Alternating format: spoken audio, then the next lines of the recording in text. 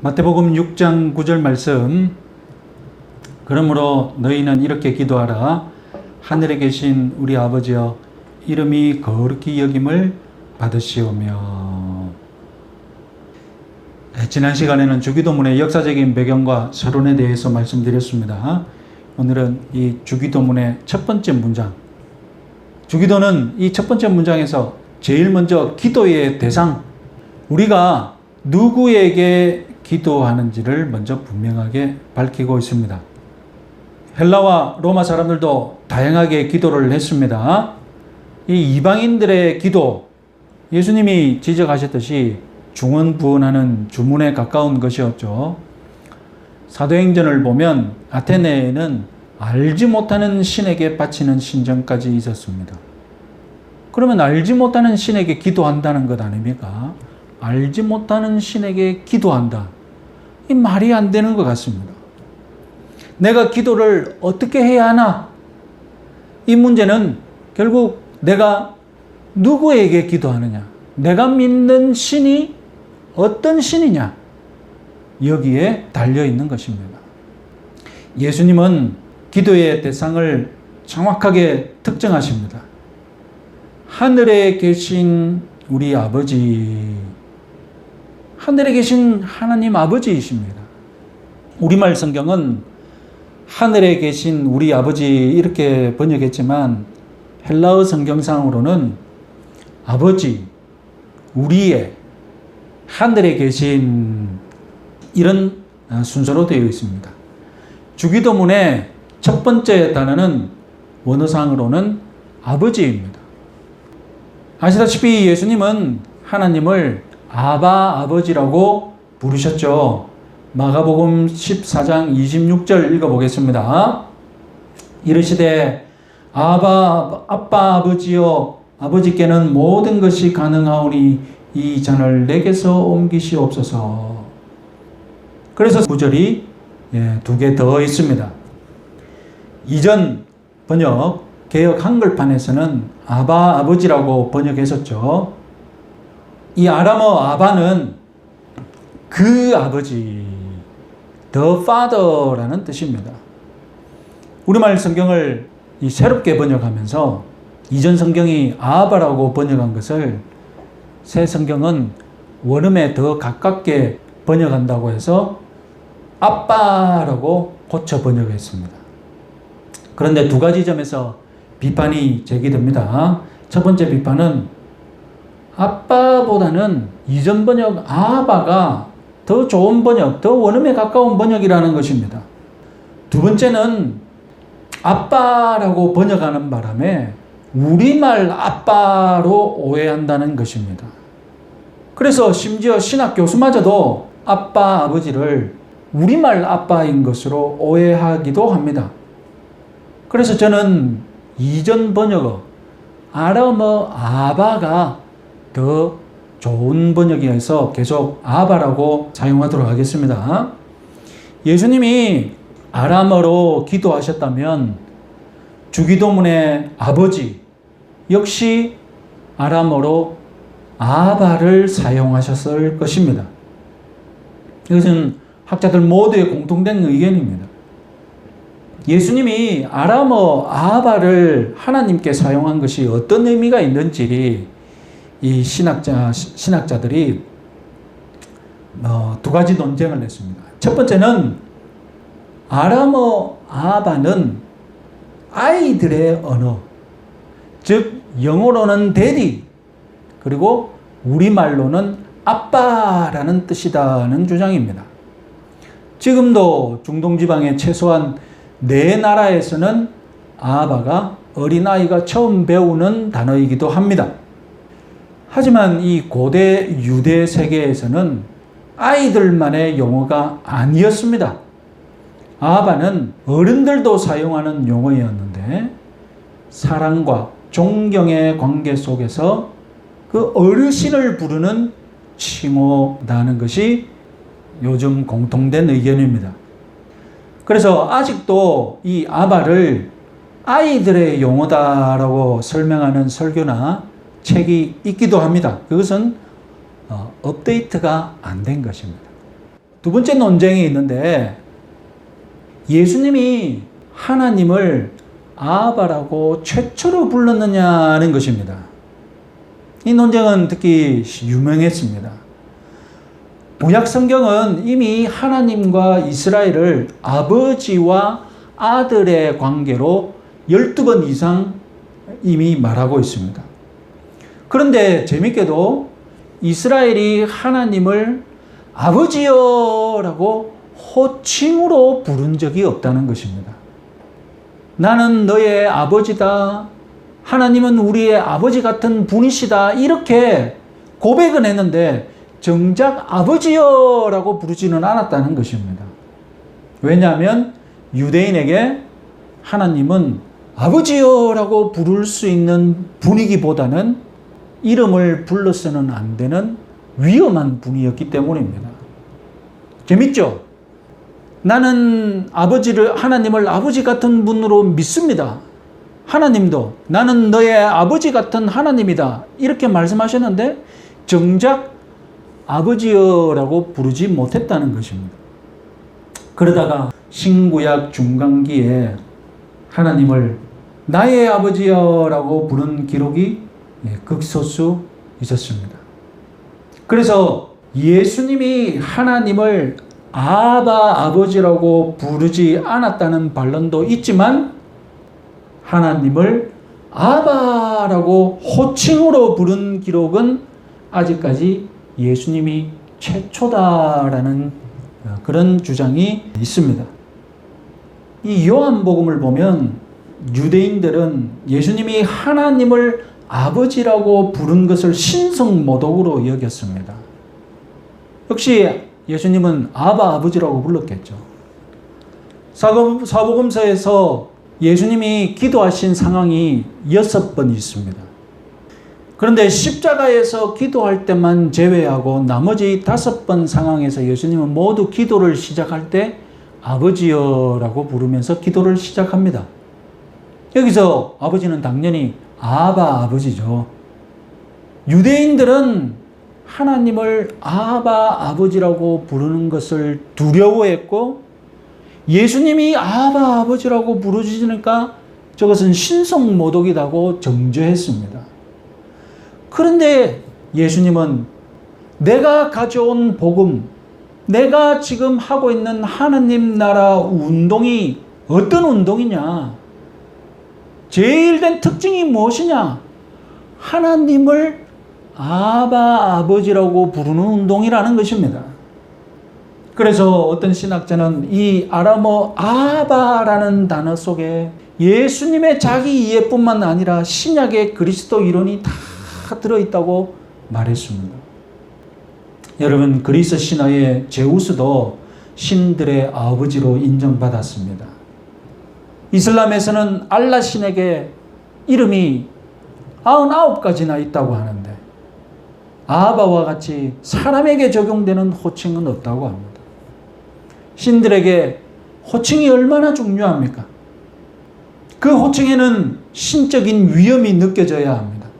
그래서 고대에는 신분이 높으면 높을수록 이름과 호칭이 지루할 정도로 길어지고 다양해집니다. 유대인들은 기도할 때 하나님을 뭐라고 불렀겠습니까? 유대인답게 유대인의 하나님이라는 것을 강조해야 되지 않겠습니까? 그래서 그들의 제일 인기 있는 하나님의 이름이 다름 아니라 아브라함의 하나님, 이삭의 하나님, 야곱의 하나님입니다. 그 다음에 하나님을 부르는 또 다른 호칭 중 가장 인기 있는 것은 이스라엘을 구원하신 분, 혹은 예루살렘을 세우신 분, 이렇게 민족적인 특징을 강조했습니다. 그러나 예수님이 일으키신 복음운동은 하나님을 아버지라고 부르는 운동이었던 것입니다. 아브라함의 하나님도 아니고 이스라엘을 구원하신 분도 아니고 예루살렘을 세우신 분이 아니라, 물론 그렇게 한 분도 맞지만 이제 예수님이 소개하신 하나님은 아버지라는 것입니다. 오늘날 신자들에게는 하나님 아버지가 너무나 당연하게 느껴지니까 아바 아버지 뭐 큰 감동이 없습니다. 뭐 그게 뭐 엄청난 사건인가? 그러나 여러분 2000년 전 예수님이 하나님을 아바 아버지라고 부른 것은 혁명적인 사건이었습니다. 신성 모독을 들을 각오로 예수님이 부르신 이름이 바로 아바 아버지였습니다. 유대인들은 하나님을 아버지라고 믿으면서 아바 아버지라고 친근하게 부르지 못했습니다. 여러분, 이 사양이 마치 홍길동 같은 상황 아닙니까? 아버지인데 아버지라고 못 불러요. 그런데 예수님은 하나님을 아바라고 부르기 시작했던 것입니다. 하나님을 아바라고 부른 것, 여기에 바로 예수님의 혁명적인 운동이 시작된 것이고 복음이 시작된 것입니다. 아바야말로 가장 혁명적인 영성을 가진 단어임을 믿으시기 바랍니다. 두 번째로, 그런데 문제는 아버지가 이 땅에서 그렇게 좋은 느낌의 단어가 아니라는 사실입니다. 아버지라는 단어는 이 가부장제의 부정적인 이미지를 담고 있습니다. 실제로 아버지로서 실패한 아버지들이 이 땅에 너무 많습니다. 가장 아름다운 단어가 무엇이냐? 이런 여론조사에서 1위를 차지한 단어가 무엇이겠습니까? 가장 아름다운 단어, 다름 아니라 어머니입니다. 아버지는 몇 위 안에 들었겠습니까? 10위 택도 없습니다.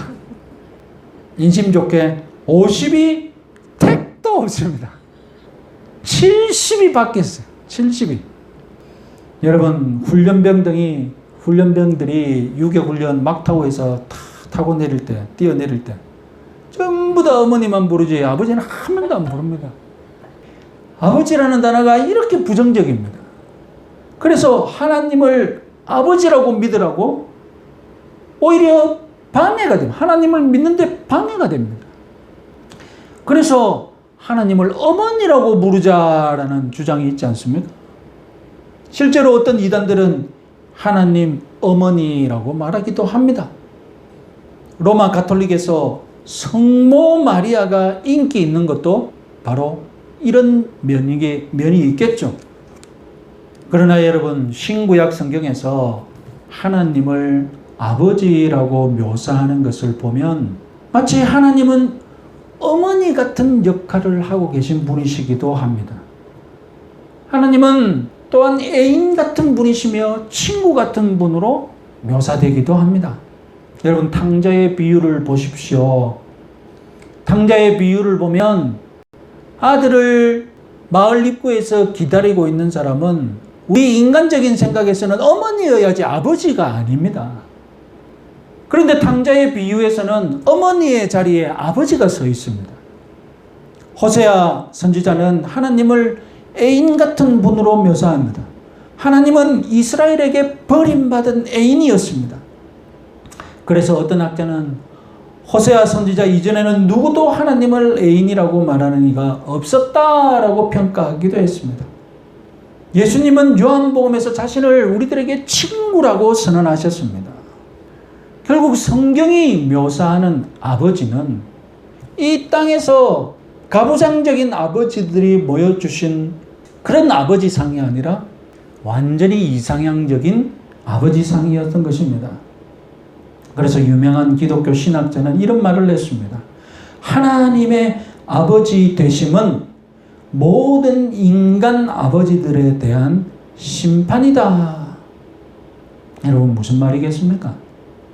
하나님의 아버지 되심은 모든 인간 아버지들에 대한 심판이다.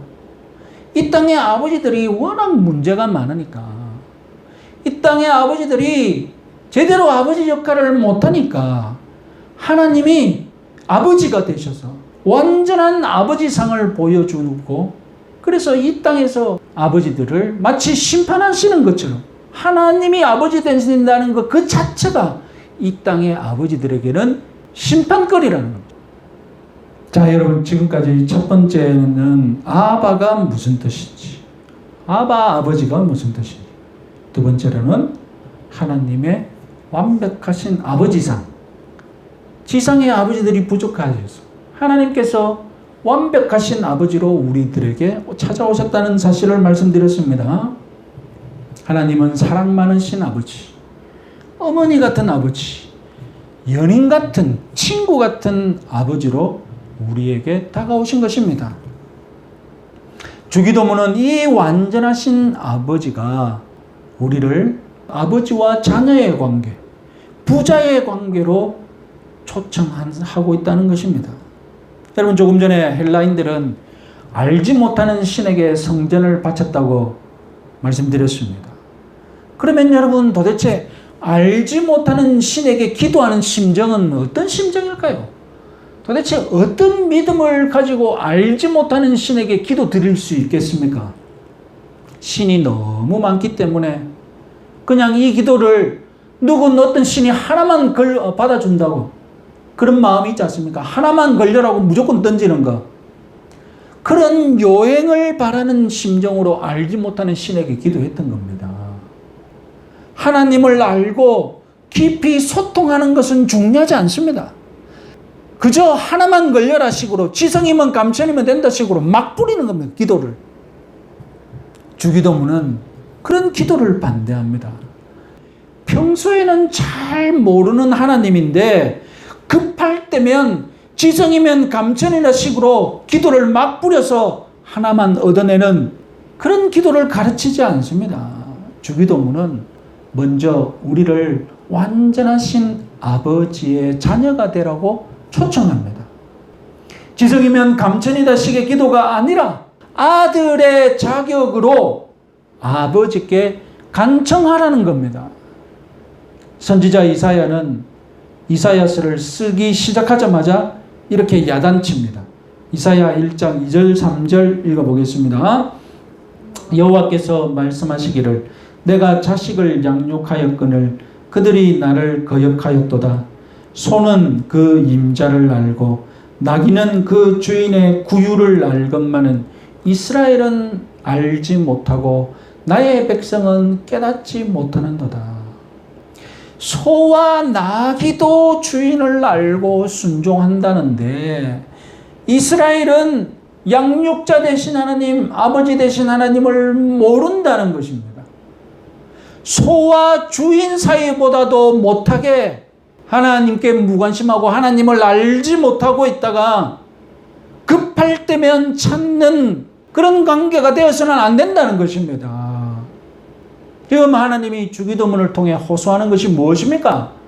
소와 주인 사이보다도 더 깊은 관계, 아버지와 자녀의 깊은 아는 관계가 되자고 초청하는 것입니다. 여러분, 불상에게 기도하는 것을 생각해 보십시오. 사람이 불상을 잘 알고 기도합니까? 불상이 기도하는 그 사람을 잘 알고 있습니까? 누군가 불상 앞에서 기도한다는데 불상과 기도하는 사람의 관계와 소와 주인과의 관계, 어느 관계가 더 가깝습니까? 불상에 금치를 하면 돌불상보다 내 기도를 더 잘 알아듣습니까? 금치를 하는 순간 눈이 밝아지고 귀가 커져서 내 기도를 더 잘 듣습니까? 그렇다면 막 하루에 한 번씩 금치를 해야 되겠죠. 알지 못하는데 어떻게 구하고 어떻게 응답받습니까? 모르면 구할 일이 없습니다. 모르면 응답할 일도 없는 것입니다. 이것이 세상의 이치입니다.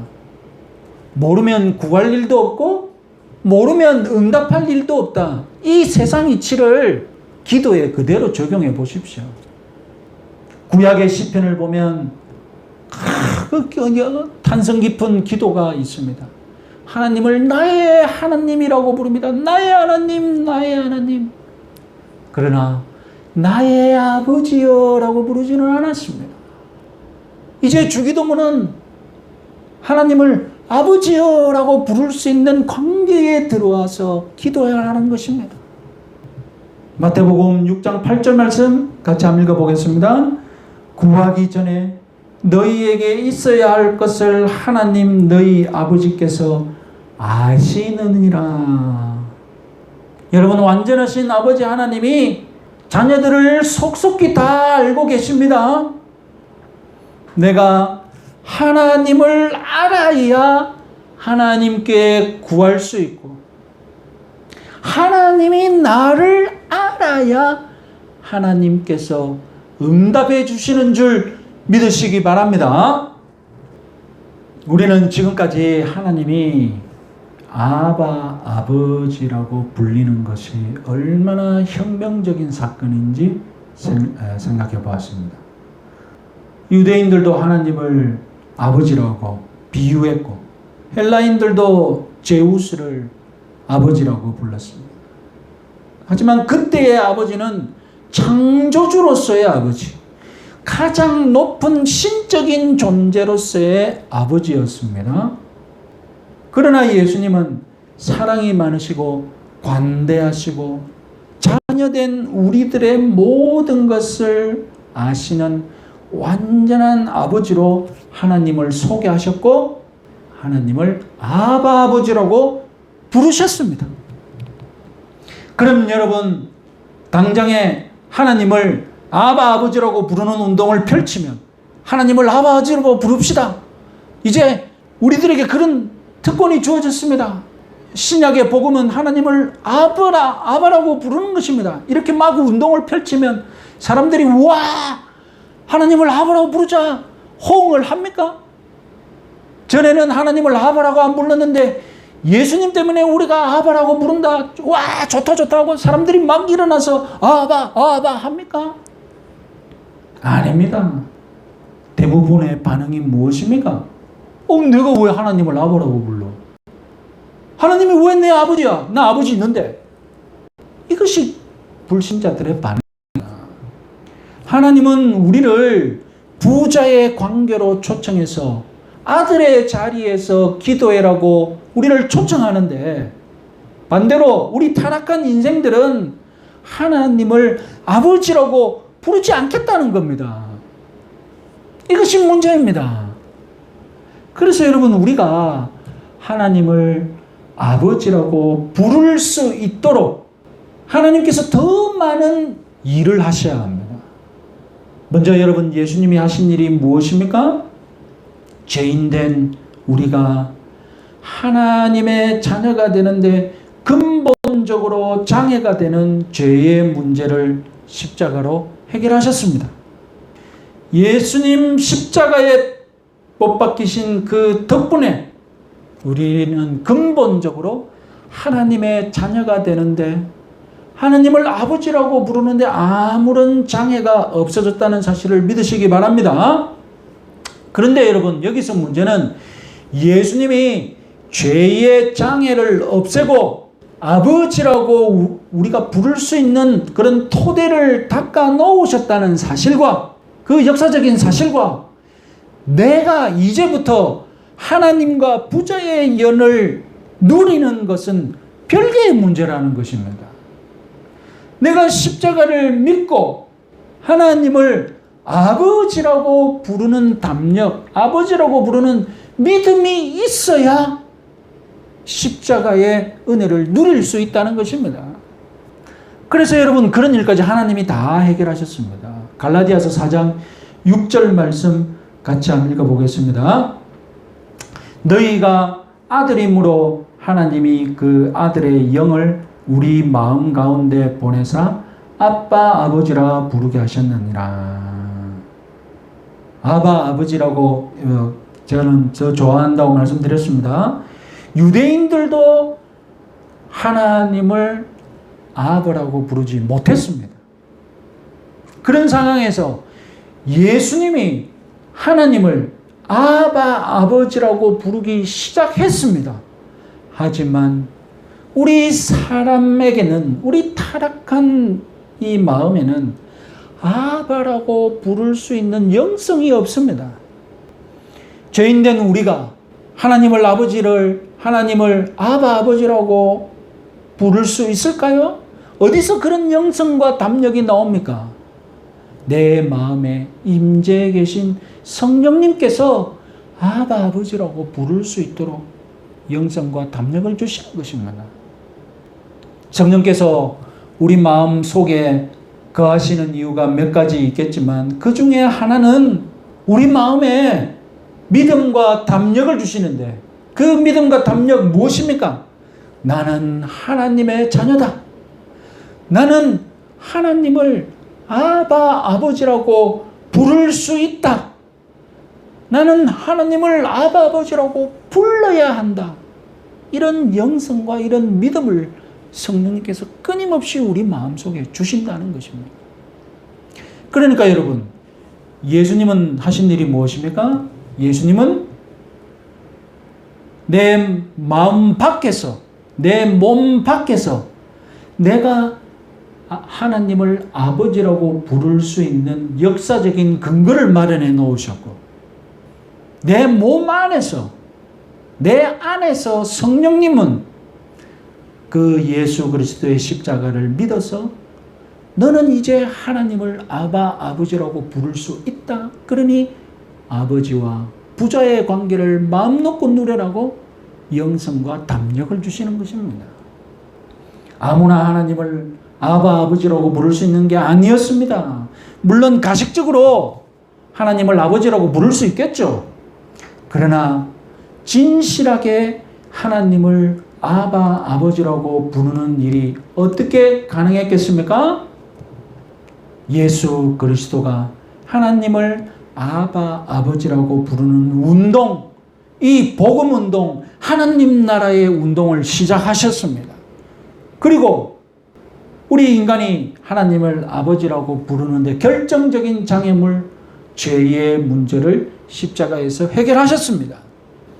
그리고 아들의 영이신 성령께서 죄인의 마음에 들어오셔서 아바 아버지라고 부를 수 있는 영성과 담력 주셨던 것입니다.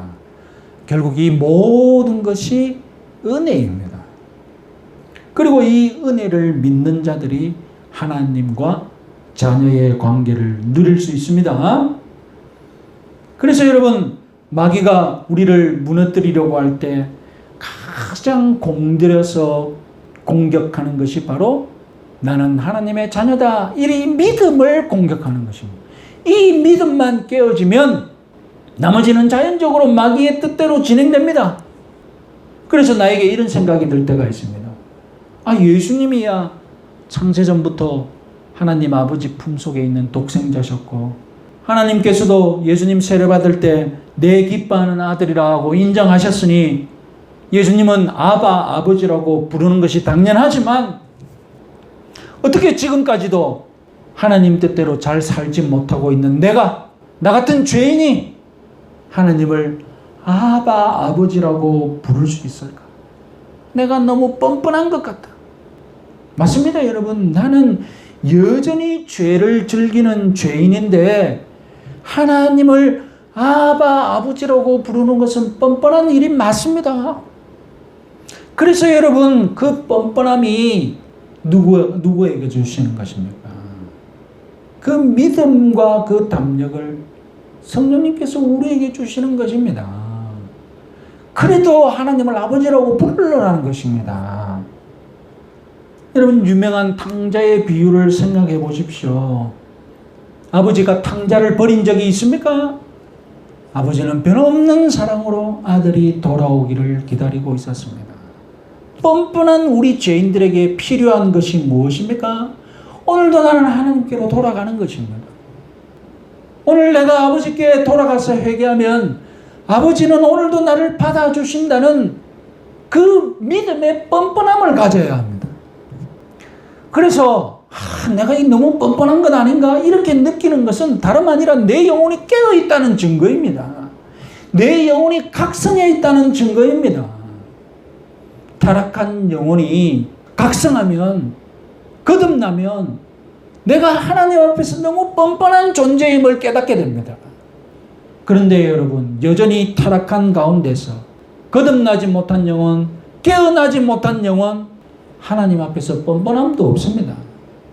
요한복음 1장 12절 말씀 같이 한번 읽어보겠습니다. 요한복음 1장 12절 말씀. 영접하는 자, 곧 그 이름을 믿는 자들에게는 하나님의 자녀가 되는 권세를 주셨으니. 여러분, 내가 가진 아들의 권세, 이것은 영원한 권세임을 믿으시기 바랍니다. 마귀가 여러분들이 가지고 있는 그 아들의 권세를 흔들려고 이 뻔뻔한 놈이라고 공격하면 내가 아들의 권세를 가진 뻔뻔한 아들임을 믿으시기 바랍니다. 마지막으로 여러분, 예수님의 이름으로 우리가 기도한다는 것이 무엇인지 다시 한번 생각해 봅시다. 하나님의 자녀가 되기에 뻔뻔한 여러분, 내가 예수 그리스도를 믿으면 예수님의 공로가 내 공로가 된다는 사실 믿으십니까? 그러면 그것이 무슨 말이냐? 예수님의 기도의 공로가 내 기도의 공로가 된다는 것을 또한 믿으시기 바랍니다. 그래서 여러분, 우리가 예수님의 이름으로 기도하죠. 예수님의 이름으로 기도한다는 것은 무슨 뜻입니까? 내가 예수님과 같은 그 아들의 자리에서 예수님과 같은 아들의 특권을 가지고 기도한다는 것입니다.